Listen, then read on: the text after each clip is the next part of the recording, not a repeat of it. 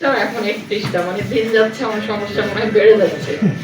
আর আপনাদের কথা শুনে আমি এখন আর কোনো কমিটমেন্ট দিতে চাই না, কাজে দেখাতে চাই আসলে কতটুকু কি করা যাবে। কারণ দীর্ঘদিনের যে সমস্যাগুলো সেই সমস্যাগুলো মেটাতে গেলে দীর্ঘ মানে সময় লাগে এই কারণে, কারণ হয়তো এটার সাথে অনেকগুলো দপ্তর সংস্থা জড়িত।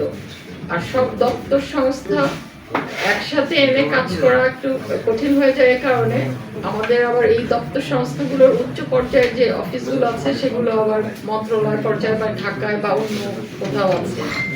এই কারণে হয়তো প্রশাসনিক কাজে আপনারা যে গতিটা দেখতে চান সেই গতিটা আসে না। আমি কয়েকটা পয়েন্ট হাইলাইট করতে চাই। দুর্নীতির বিরুদ্ধে আমি আসলে যেখানে চাকরি করেছি আমি একেবারে জিরো টলারেন্স দেখিয়েছি, আর আপনারা যে প্রত্যাশাটা করেছেন সেই কাজটাই আমি করেছি। সব সময় সাথে সাথে তদন্ত দিয়েছি, তদন্ত রিপোর্ট আসার সাথে সাথে তার বিরুদ্ধে ব্যবস্থা নেওয়ার জন্য তার কর্তৃপক্ষের কাছে কিন্তু আমি রেফার করে দিয়েছি। এই বিষয়টা আমি যেখানে কাজ করেছি আপনারা খোঁজ নিলে জানতে পারবেন। আমি হয়তো অনেক জুনিয়র অফিসার ছিলাম ওই সময়টাতে, কিন্তু দুর্নীতির বিষয়ে এই আপনারা যে প্রত্যাশা করেছেন এইভাবে আমি কাজ করেছি।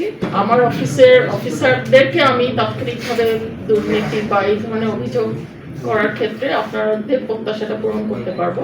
অন্য অফিসের ক্ষেত্রে কিন্তু আমাকে রেফার করে দিতে হবে তার কর্তৃপক্ষের কাছে। আর হাই রাইজ বিল্ডিং এর বিষয়েও আমরা কথা বলেছি যে এখন থেকে এমনভাবে পারমিশন দেওয়া হবে যাতে তার পার্কিং বা তার যে সেটআপ ওইভাবেই যেন থাকে। পার্কিং এসে বাইরে করবে আর হাই রাইজ 18 তলা করবে, এটা হওয়ার মতো সুযোগ আর এখন নাই। আমরা আসলে অনেক বড় বড় শহর দেখেছি, এখন আমাদের প্ল্যানিং গুলো আসলে একেবারে উন্নত বিশ্বে যেরকম হয় সেরকম আজকে থেকে সেরকম করার চেষ্টা করবো ইনশাল্লাহ।